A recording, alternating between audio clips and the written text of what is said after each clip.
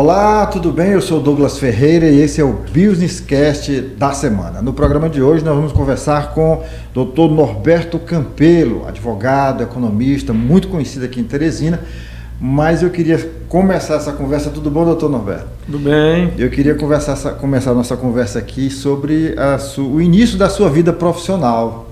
O senhor hoje é advogado renomado, mas o senhor começou como bancário, né? Bancário e comerciante.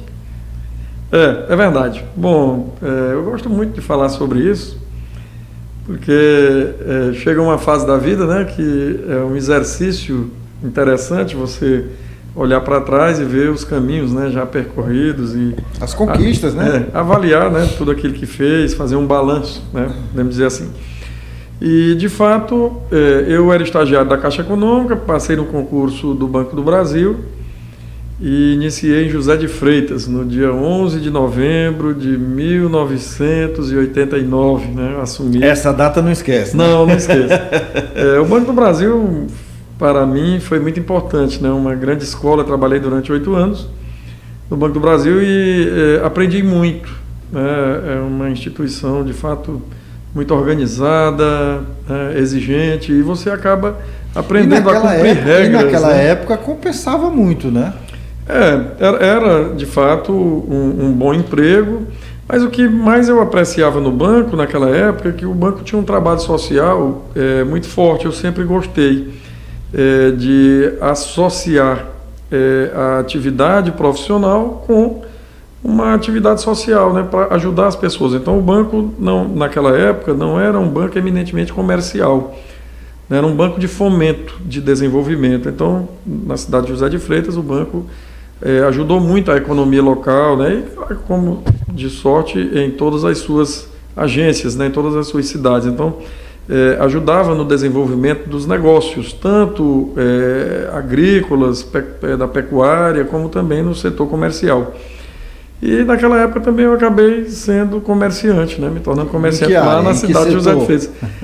Comecei só com presentes, né? Brinquedos, e depois passamos a atuar também como um mercadinho. E esse mercadinho foi crescendo. Bom, eu digo isso porque foi a forma como eu cheguei na advocacia foi muito interessante. Precisou acontecer na minha vida uma tragédia, né? O comércio foi sinistrado, né? Pegou fogo, faltou luz na cidade num determinado dia. E quando a energia retornou com uma sobrecarga, gerou um curto-circuito, um incêndio e eu perdi praticamente tudo, né? A população... Foi ressarcido? Não. A população tentou socorrer, livrou o máximo que pôde, mas um incêndio de grandes proporções. O Corpo de Bombeiros, inclusive, teve que vir de Teresina. Foi um episódio que marcou a cidade por muitos anos, né? Os mais velhos lembram disso. E então a situação ficou um pouco difícil, né? E coincidiu, né, com o PDV, né, do banco, e eu acabei optando em sair nesse plano de desligamento voluntário, que tinha algumas vantagens. Eu já estava trabalhando também ali como advogado, ajudando as pessoas. Quer dizer que na época do incêndio você já tinha essa graduação em direito? Eu já era advogado. Eu não advogava, mas na cidade não tinha um advogado militante, somente eu. Os juízes, né, que passavam pela comarca, eu lembro bem de alguns, eles ligavam para o gerente. Só libera o Norberto aí, porque nós estamos precisando fazer uma audiência aqui, senão a audiência não acontece. O banco indicado o advogado dativo? Exatamente, como advogado dativo. E o Banco do Brasil sempre manteve um bom relacionamento com os poderes constituídos, então eles me liberavam e eu ia fazer essas audiências. Fui tomando gosto, né, pela advocacia. Eu nem esperava ser advogado, eu estava feliz como bancário, achei que ia ser bancário a vida toda. E com esses exercícios, né, que me foram possibilitados, porque só tinha eu para fazer, acabei tomando gosto. Surgiu o PDV, né, uma dificuldade financeira tremenda. Todo comércio tem, né, seu passivo, tem o seu ativo. Eu perdi o ativo e fiquei com o passivo.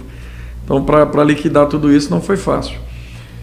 Mas, graças a Deus, deu tudo certo, consegui resolver tudo. Foi o incêndio que deu essa guinada na sua vida. Exatamente. Eu sempre acreditei muito em Deus. Teve o prejuízo do comércio, mas ganhou na profissão, né? Exatamente. Enfim, eu sempre acreditei muito nas coisas divinas, né? E aprendi com meus pais, né? Que Deus escreve certo com linhas tortas. Meu pai gostava de dizer isso. Então, às vezes acontece algo de negativo na sua vida e para lhe impulsionar para outros caminhos, né?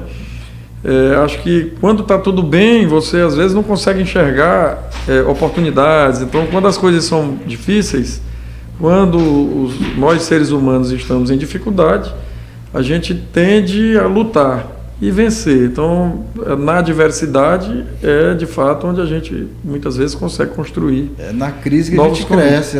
Exatamente. Quando está tudo bem, você fica ali um pouco parado, né? Você não pensa em novos caminhos, em novas alternativas. Quando você tem um problema grave, um problema sério, você vai buscar saídas. Foi isso que acabou acontecendo na minha vida, né? Buscando essas saídas, eu cheguei na advocacia. E começou na advocacia por onde? Que eu quero chegar na questão do eleitoral. Bom, na advocacia é interessante, é uma profissão que você não escolhe, você é escolhido. Então, nós não podemos fazer propaganda, né? E eu sempre respeitei muito o nosso código de ética. Eu acho que é um princípio básico, né? Para que todos os profissionais cumpram. E no nosso código de ética você não pode fazer propaganda. Então as pessoas aqui vão te escolhendo. E na verdade em José de Freitas eu era o único advogado e eu comecei a advogar lá.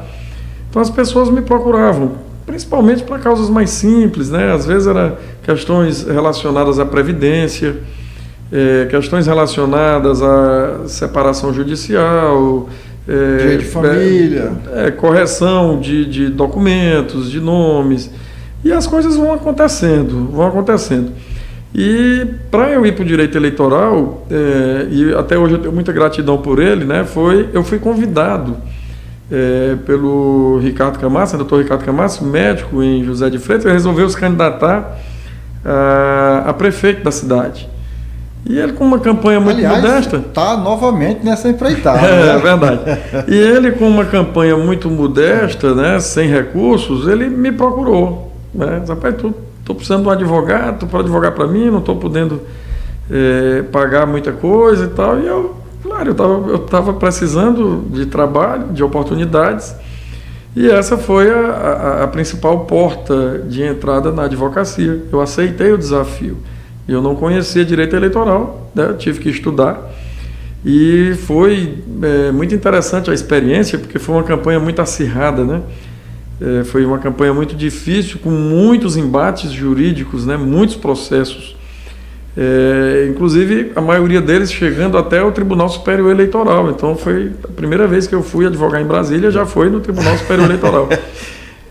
Então esse foi o primeiro passo, né? Eu tenho essa gratidão pelo Ricardo, porque ele confiou em mim, acreditou, e o interessante é que nós vencemos, né? Praticamente todas as demandas, e isso acabou me impulsionando mais ainda. E eu lembro até que a minha primeira sustentação oral foi naquele período. Imagine um advogado recém-formado, com pouquíssima experiência, né? Porque eu era bancário. Fui fazer uma sustentação no TSE. O presidente do TSE era o ministro Marco Aurélio Melo. E era uma causa fundamental para a campanha dele, né? Fundamental. Era relacionada ao número de vereadores na Câmara, e ele, para a composição da chapa, né, de vereador, ele precisava que a gente vencesse, porque senão ia ter que cortar alguns nomes, e esses cortes iam trazer prejuízos políticos muito grandes. E eu lembro que quando me anunciaram, né, para ocupar a tribuna, para fazer a sustentação, foi que eu me dei conta da loucura que eu estava fazendo ali, né, porque eu não tinha experiência. Tremeu nas pernas, na base? Eu acho que foi o caminho mais longo que eu já percorri na vida. Por alguns metros. Da poltrona que eu estava sentado até a tribuna. Uhum. Mas eu sempre fui também, eu sempre tive muita coragem, sempre fui afeito a desafios. Eu aceitei o desafio, fui lá e comecei muito nervoso, mas eu tinha treinado também bastante, né? Eu digo isso porque alguns advogados que nos assistem devem saber disso. A gente tem que treinar, né? Você não nasce sabendo se comportar numa tribuna, você tem que treinar. Temem exatamente por isso, porque não sabe que pode treinar antes. Tem que treinar. Então eu treinei bastante no hotel, eu lembro, eu fiquei na frente do espelho ali treinando. Na hora mesmo, é claro que o nervosismo, né? aquela falta de prática, atrapalha. Mas eu comecei um pouco nervoso, depois fui equilibrando, dei o meu recado, né? Vencemos a demanda e voltei para casa muito feliz com a vitória, né, no bolso. E foi importante para a campanha dele. E, posteriormente, ele ganhou a eleição, né, foi eleito prefeito e se candidatou a presidente da PPM. E também me fez o convite. E aí eu precisava falar com o meu queridíssimo amigo e irmão Marco Patrício Nogueira Lima, né? Foi um presente de Deus que eu recebi na minha vida, essa amizade, essa irmandade, porque ele ia ser o advogado da PPM, né? Naquela época o presidente tinha essa possibilidade de escolher, e então eu só iria para a PPM se o Marco Patrício desse o ok. Ele não me conhecia, eu não o conhecia. E quando eu fui conversar com o Marco Patrício, ele, de maneira impressionante, virou para mim e perguntou: você não quer advogar comigo? E eu não tinha nem uma cadeira para sentar, né? Começando tudo ali. Em José de Freitas, eu não tinha escritório, eu tinha lá, porque era na minha casa, né? Peguei uma salazinha que dava para a rua e montei lá o meu escritório. Aqui em Teresina não tinha nada, né? E eu fiquei, meu Deus do céu, não estou nem acreditando no que está acontecendo. E imediatamente eu disse sim, né? Porque na vida aparecem as oportunidades, né? Verdade. E a gente tem que estar preparado não no sentido de conhecimento de causa anterior, mas de estar preparado para assumir aquele desafio, né? Sem dúvida. Entender que aquele é um momento, é um divisor de águas, é uma oportunidade boa. É verdade. E eu aceitei, então, o convite do Marco Patrício, ficamos advogando juntos na PPM, né? Eu não tinha escritório, não tinha clientes, então fiquei ali. E, obviamente, que esse contato, né, com os políticos, com os prefeitos, acabaram me conduzindo para a advocacia eleitoral naquela época. E a advocacia municipalista também. Por isso que eu disse no início, não é a gente que escolhe, né? As pessoas aqui nos escolhem. Então eu fui por esse caminho por acaso. Doutor Norberto, essa é a sua primeira estada lá no TSE em Brasília. Foi em que ano mesmo, o senhor recorda? Eu não lembro exatamente, mas foi, eu acredito que na eleição de 96, acho que foi aí meados... Foi nos anos 90... Meados de 90, da década de 90. Acho que foi 94, e a última vez 96 por aí. E a última vez que o senhor esteve lá? Depois aí eu passei a frequentar bastante e com muita intensidade até eu ir para o CNJ, porque aí eu tive que me afastar da advocacia. Quando eu retornei do CNJ, eu mudei um pouco o meu perfil, né? Foco. Exatamente. Eu deixei de advogar para municípios, uma opção mesmo, né? Porque não é fácil advogar para municípios, você tem que se ocupar a semana inteira, inclusive finais de semana. Então é uma advocacia que exige, tem que viajar, exige muito esforço, pelo interior viajar muito. E aí eu já não vim com tanta energia, com tanta disposição para esse segmento da advocacia. E acabei conduzindo o meu escritório por um outro caminho, né, para o direito empresarial. Mas, é claro, eu ainda advogo na Justiça Eleitoral, ainda tive... por exemplo, eu tive a última vez no TSE, foi num caso muito interessante que serviu de base para o Brasil inteiro, que foi aquele caso de Valença das candidaturas femininas. Eu fiz a sustentação lá no TSE, a presidente era a ministra Rosa Weber. Um caso bem interessante, né, que houve um empate, né, 3-3, e a ministra Rosa Weber desempatou favoravelmente a cassação. A ministra, como presidente, ela só é o voto de Minerva. Foi o voto de Minerva. Né? Então foi um caso difícil. E eu lembro que até quando eu fui conversar com o ministro Mussi, quando eu entrei com o meu recurso, porque aqui o TRE cassou todo mundo, entrei com o recurso, consegui o efeito suspensivo com o ministro Mussi e eu argumentei o seguinte: ministro, esse é um caso muito importante para que de fato haja a suspensão do resultado lá no Piauí e que o Tribunal Superior Eleitoral aproveite esse caso para definir essa matéria para o país inteiro, né? Porque uma matéria que era ainda um tanto obscura. Uma hora se decidia de um jeito, outra hora se chama de repercussão geral? Na verdade, a repercussão geral é do Supremo Tribunal Federal, mas Nesse caso, acabou de fato se tornando um caso de repercussão geral, porque isso orientou os juízes, os tribunais regionais, né, e o próprio TSE passou a seguir nessa linha. Então, mas eu pude defender no Tribunal Superior Eleitoral causas muito interessantes, inclusive o Piauí sempre foi vanguardista. A maioria dos temas polêmicos que você encontra na Justiça Eleitoral brasileira, definidos no TSE ou no Supremo Tribunal Federal, esses casos surgiram no Piauí. Então, a advocacia piauiense, ela é muito rica nesse segmento, né, da justiça brasileira, que é a justiça eleitoral. Eu imagino, porque como jornalista eu tenho visto tanta coisa, né? Tanta coisa assim. Verdade.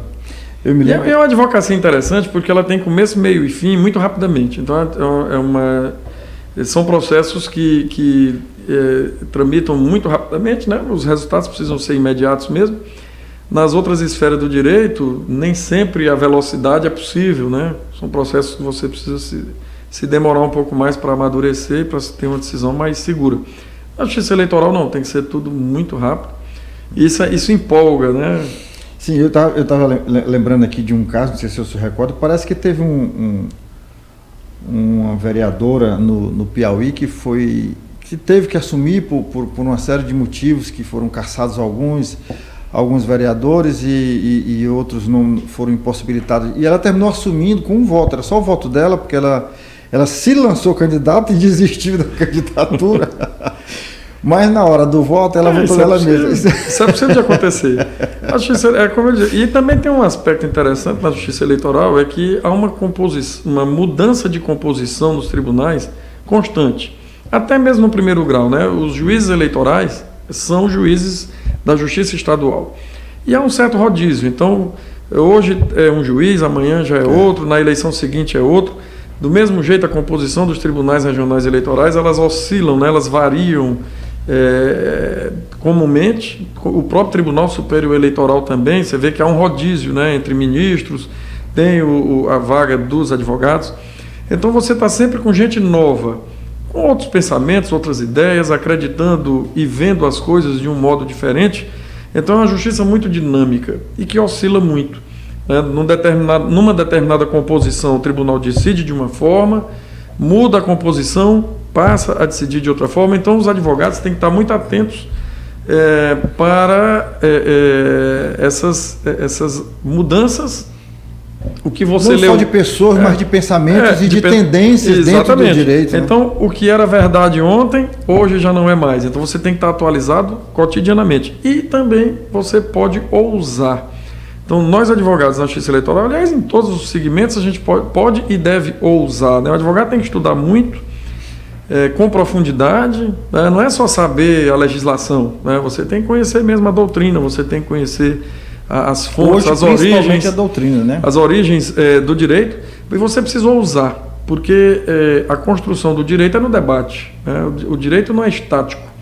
Então, o que vale hoje não vale amanhã. O que valeu ontem não vale hoje. Você tem que, de fato, ousar. E na justiça eleitoral, muito mais. Doutor, o senhor as novas composições... O senhor traz aqui a nossa conversa, que aqui não tem entrevista, aqui tem uma conversa mesmo, né? de um jornalista muito agradável, com um advogado. O senhor traz aqui para o nosso tema, para o nosso debate, para a nossa conversa, um assunto bem interessante. Essas mudanças, né, de decisões, que hoje é de um jeito, amanhã é de outro. Isso na cabeça dos advogados ainda é um problema em muitos casos. Mas na cabeça do cidadão isso cria um negócio, dá um nó. Isso não é muito perigoso não, doutor? Não, na verdade não tem como ser diferente. Mas claro, a gente precisa de segurança jurídica. E precisamos separar. Nós temos uma coisa é o direito material, que é a lei, é o que a lei diz. Outra coisa é o direito substantivo, aquele direito que é o procedimento, é como se processa, como aquilo vai ser discutido em juízo.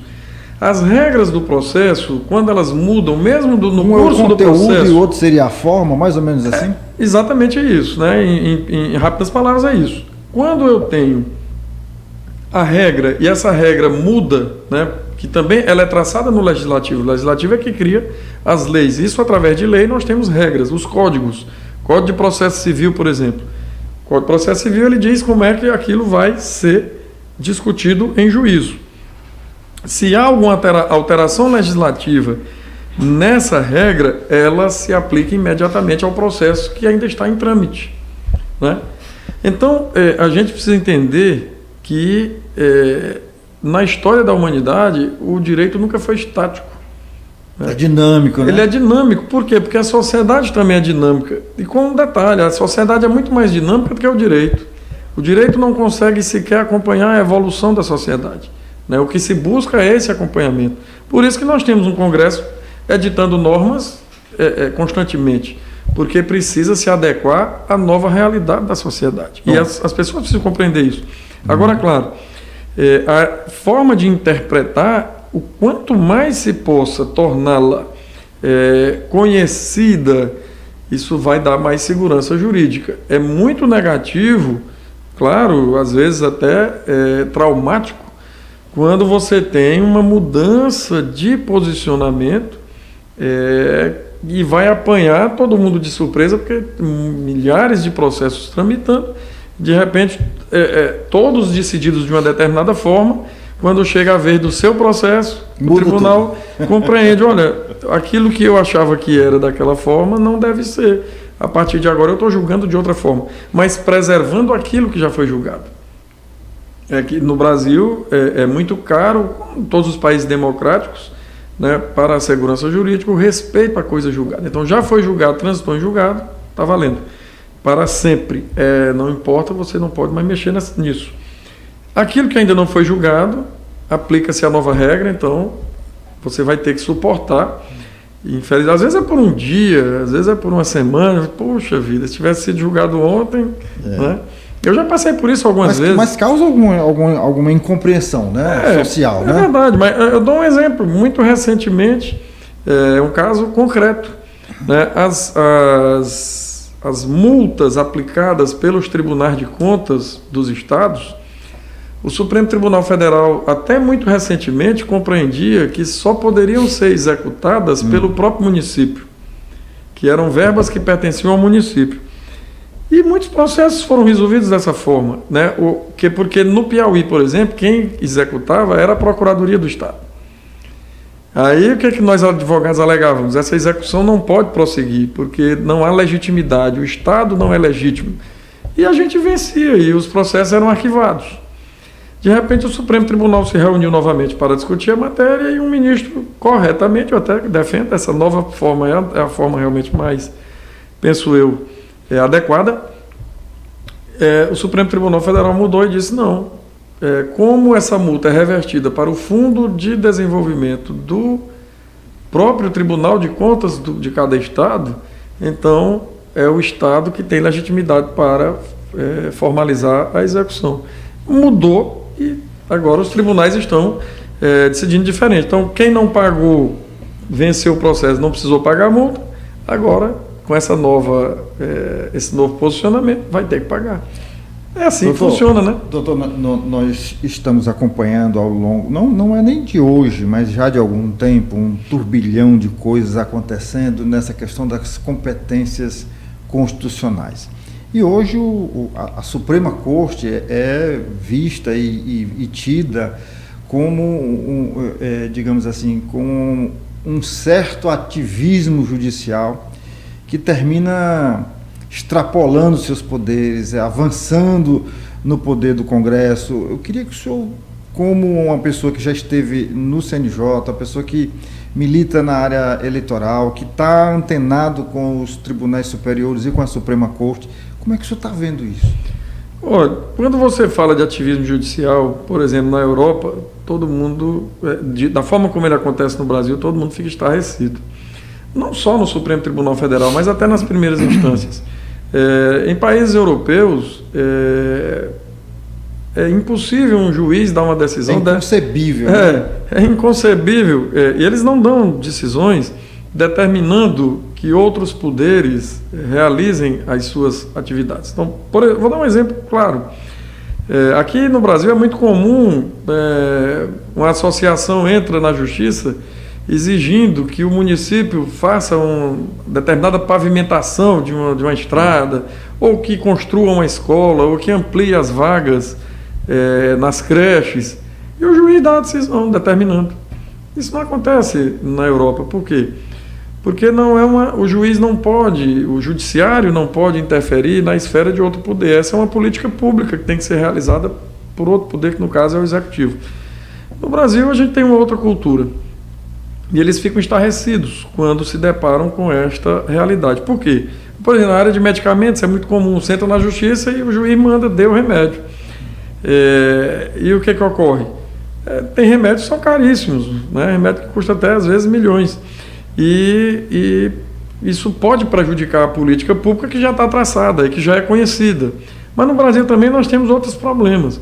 Nós temos situações em que a política pública existe, está bem delimitada, e o ente público não cumpre. E o juiz diz, você tem que cumprir, essa é uma política pública, está aqui na lei, aí já é uma outra situação. Porque está lá, o remédio está lá na lista dos remédios obrigatórios e o município não disponibiliza. Tem que disponibilizar, está na lei, está previsto, o programa existe, né? Está lá, tudo. Então, isso é admissível. Bom, em relação ao Supremo Tribunal Federal, nós advogados também percebemos. Tem havido, inclusive, uma ampliação de competência que nos preocupa muito. Então, assim, o ativismo judicial, ele é perigoso, mesmo quando é algo que você pode julgar positivo, como no caso que eu mencionei de um medicamento, que às vezes chega até o Supremo manda dar o medicamento. Uma vez até eu lembro que ouvi de um ministro do Supremo dizendo que recebeu uma pessoa no seu gabinete e era um caso de saúde. Disse, olha, foi negado aqui o medicamento e meu pai vai morrer, e o ministro ficou, e aí, eu deixo morrer ou eu mando dar o remédio? Terminou mandando dar o remédio, né, para salvar uma vida. Então são situações que não são simples de se resolver. Às vezes é uma situação positiva, mas é perigoso, você abre um precedente. E precedente eu costumo dizer que é algo que seguramente vai voltar para lhe assombrar. E agora nós temos uma situação atípica no Supremo, né, que por exemplo, o Supremo julgando sem verificar o foro, né, adequado para o processamento de determinados processos. Isso, de fato, nos assusta.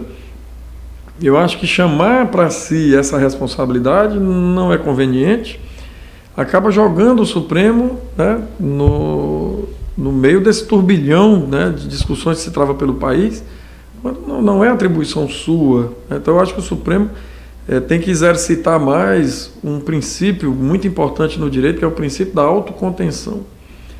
Os juízes, e quando você trata de tribunais, os desembargadores, os ministros do STJ, do Supremo, tem que observar mais, na minha concepção, o princípio da autocontenção. É até onde eu posso ir, até onde eu devo ir. Ele pode até entender que tem o poder de resolver aquela situação, de corrigir aquela situação, mas ele não pode por outras circunstâncias, né? Então tem que se conter, né? Nós não podemos, até porque eu mencionei aqui, nós temos procedimentos, e esses procedimentos eles são tão importantes quanto o direito material, e em algumas situações até mais importantes, porque é uma garantia que o cidadão tem de saber como é que ele vai ser processado. E qual o papel do CNJ nesse imbróglio todo? Olha, em relação ao Supremo, nenhum, né? O CNJ só tem competência até o Superior Tribunal de Justiça. O Supremo Tribunal é o inverso, né? O Supremo Tribunal Federal é que tem poderes, né? Tem atribuições relacionadas ao funcionamento do Conselho Nacional de Justiça. É a última instância, inclusive, em relação às decisões e atos do Conselho Nacional de Justiça. Acima do CNJ, só o Supremo. Acima do Supremo, ninguém. Eles Deus. têm... só Deus. Eles têm, na verdade, a gente ouve muito essa máxima interessante, eles são os que têm o direito de errar por último. Verdade.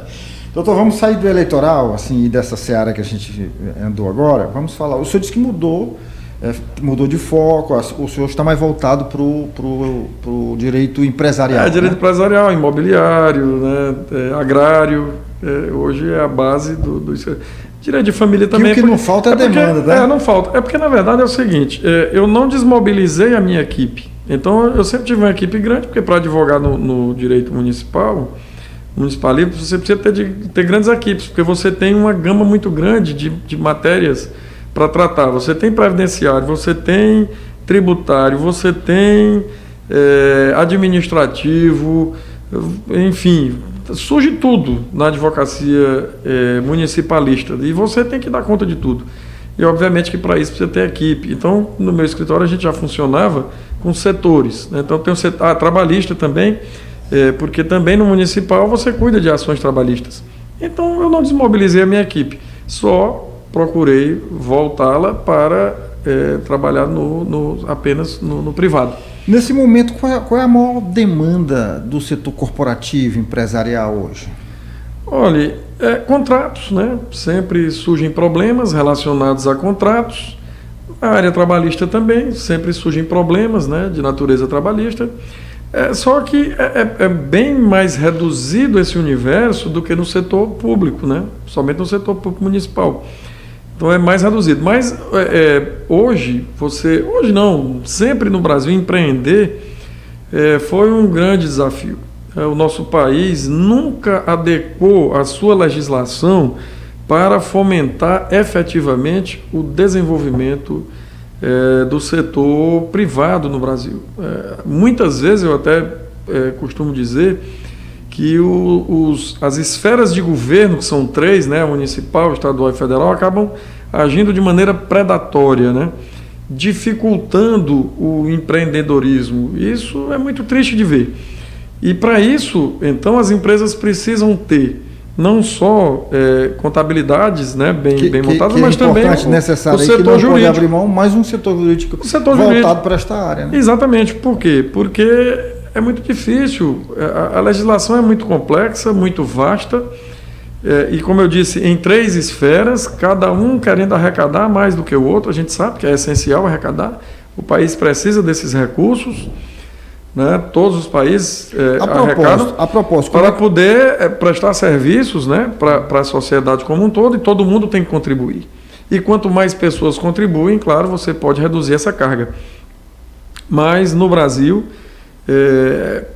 não vejo até os dias atuais nenhum governo que tenha conseguido, né, montar um plano que efetivamente faça com que o setor privado do país seja beneficiado.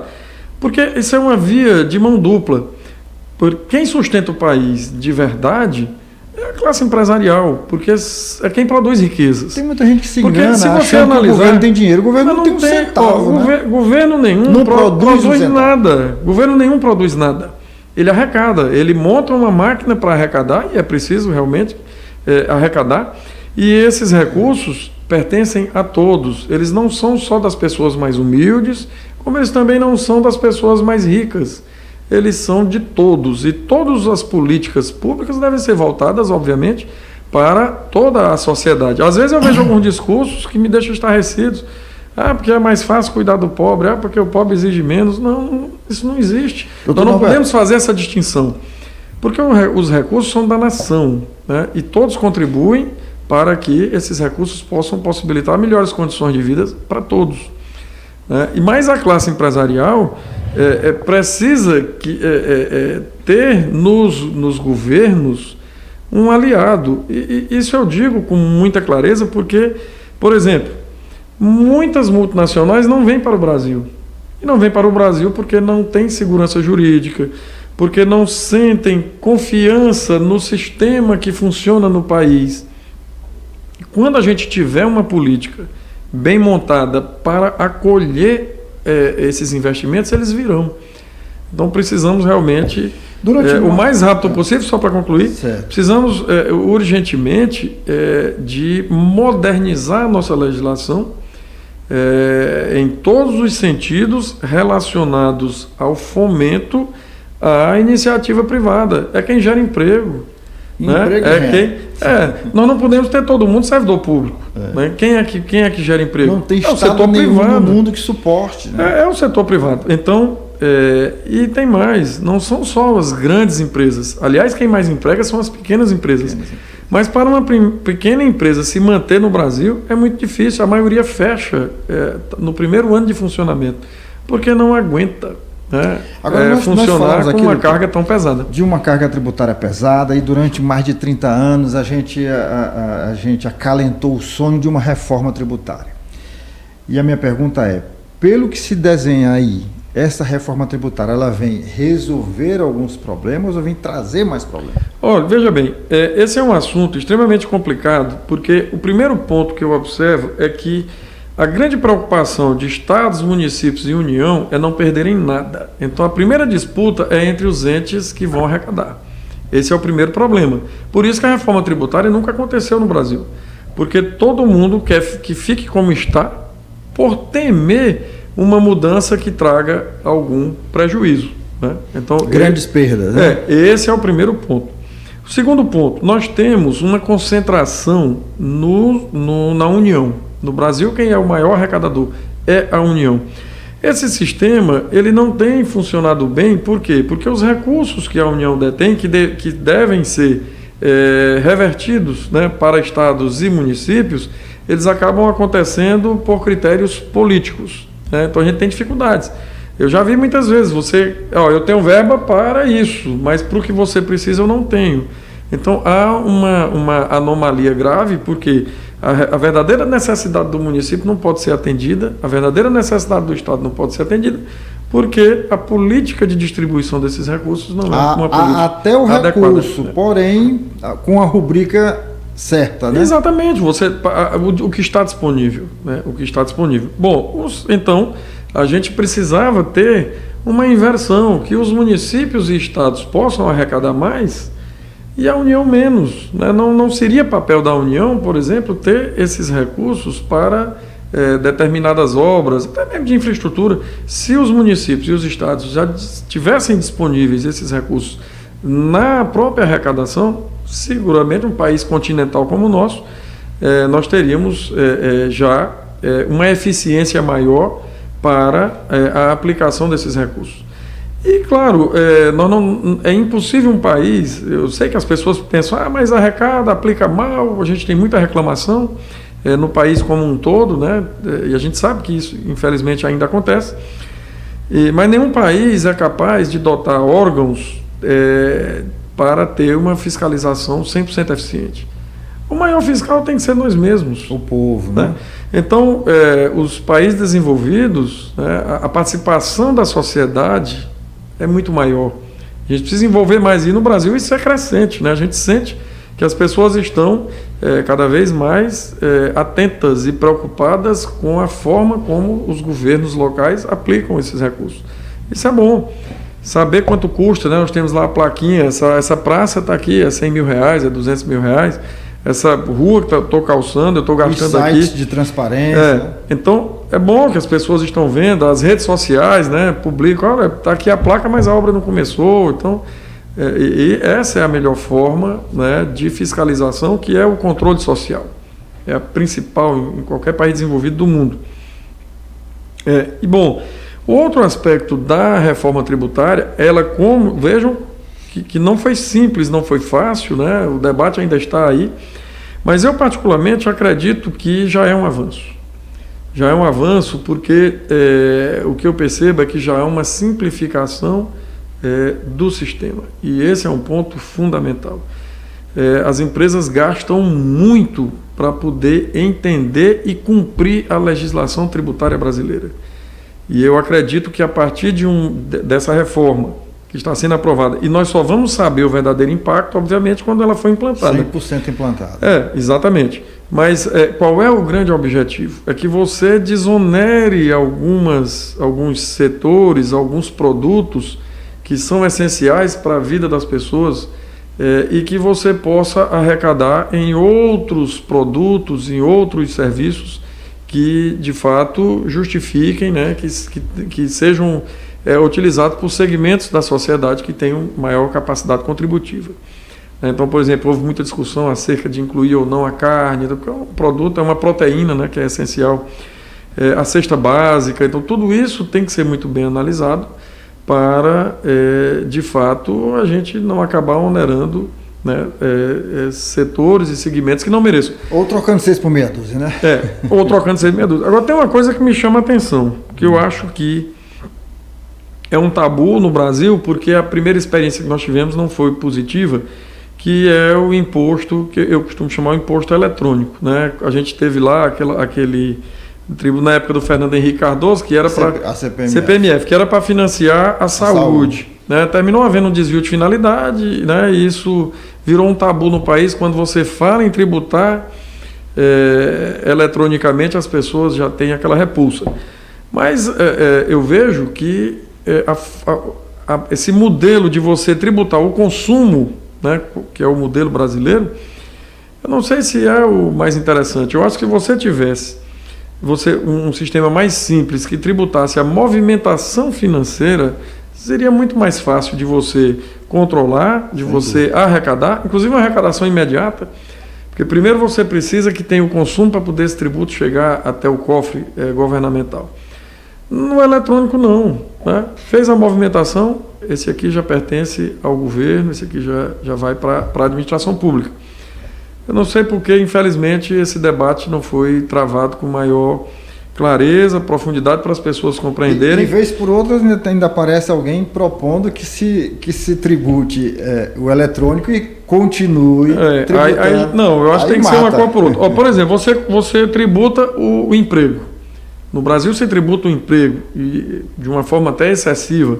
Ora, como é que um país precisa de novos postos de trabalho e torna o empregado tão caro? Então, esse é um freio, né? Esse é um freio. Hoje, na tributação, é mais ou menos 100%. O mesmo salário que você paga para o empregado, você paga de impostos. Então, é como se você tivesse dois empregados. E é tão caro que as pessoas precisam reduzir os seus quadros de pessoal para poder sobreviver. Precisa de mais gente, mas não contrata porque o negócio não suporta. Então, por que não transfere isso? E se você for observar, o maior número, né, o deputado Júlio César até tem, ele gosta muito de números, essas informações. A maior parte são empregos de até, acho que 2 ou 3 salários mínimos, né, e o Brasil precisa muito dessas vagas e elas não surgem porque é caro contratar. Então, você podia transferir, claro que o Brasil talvez não possa abrir mão desses valores, desses recursos, mas você precisa transferir isso para outro segmento, ou para cobrar de outra forma, que não em cima do emprego. Doutor Norberto, nosso tempo está estourado, mas eu queria que o senhor fizesse uma avaliação bem rápida, em meias palavras, como é que o senhor está vendo o atual momento político e eleitoral de Teresina? Olha, a gente, claro, acompanha. Eu acho que dos últimos anos, talvez a gente tenha a campanha mais acirrada, né? Com muitos candidatos e muitos candidatos com uma força política muito grande. Então, acho que o embate vai ser interessante. Eu acredito que vai movimentar bastante a cidade e teremos uma eleição, penso, bastante acirrada. Não vai ser simples, não. Acho que vai ser interessante de assistir. Muito obrigado. Sobretudo. O mais importante, assim, só para concluir, é que quem saia vencedor disso tudo seja a população, né? Que a gente tenha... O eleitor, no caso. O eleitor, no caso, que a gente tenha sempre administrações eficientes, né? A cidade, todas as cidades, né, precisam, e com foco, né, voltado, sobretudo, para a educação, para o lazer, para o esporte, né?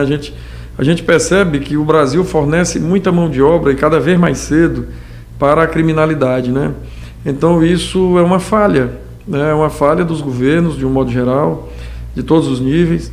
Que não investe no jovem, né? Porque essas crianças estão sendo seduzidas cada vez mais cedo por falta, penso eu, de alternativas. A gente precisa estancar isso urgentemente, né? Já temos um número muito grande de pessoas na criminalidade, né? A gente vê isso aí todo dia, mas precisamos estancar em algum momento. E eu acho que está na hora da sociedade cobrar mais na área da educação, na área do esporte, na área do lazer, porque é a forma de você dar uma perspectiva para essas crianças de que existe um mundo melhor fora dessa criminalidade, né? Fora desse mundo que... Sem dúvida, e não é falácia, o jovem, a criança de hoje é o adulto de amanhã e é quem vai comandar tudo aqui onde a gente vive, né? E nós temos que corrigir daí, né? Da infância. Então, eu acho que a sociedade, nos debates que vão surgir, né, que cobre mais, né, qual é o pensamento, o projeto que o candidato vai ter para enfrentar esse problema. A gente perde tantos talentos, desperdiça tantos talentos musicais, talentos artísticos e de profissões. A gente perde porque aquela criança acaba não seguindo na escola. Né? Então, eu acho que precisamos de uma política mais eficiente. E eu digo isso em todo o país, né? Não é só aqui, mas em todo o país. Mas a gente tem que começar pela nossa casa, né? Então, que se cobre uma política mais clara e depois cobre a execução delas, né? Porque não adianta prometer e não fazer, tem que prometer e fazer. Que haja um investimento maior, né? A partir da creche, que a gente possa garantir que essas crianças tenham uma outra visão de mundo e queiram ser cidadãos de bem. Isso passa muito pela atividade política, governamental e política. Obrigado, doutor Norberto. Foi um prazer mais uma vez conversar com o senhor e aprender um pouco mais sobre a vida, sobre o direito, sobre o mundo. Eu agradeço a oportunidade, foi muito bom esse bate-papo, né? Como você falou, muita vontade, interessante. E sempre que a gente puder estar contribuindo com uma palavra, estaremos sempre à disposição. Perfeito, e eu queria que você que está nos assistindo agora, que ainda não é inscrito no nosso canal, aproveita aí, aperta, se inscreve e divulga, né? O exercício dos 3 Cs. Você curte, compartilha e comenta. Até a próxima semana. Muito obrigado. Valeu, doutor.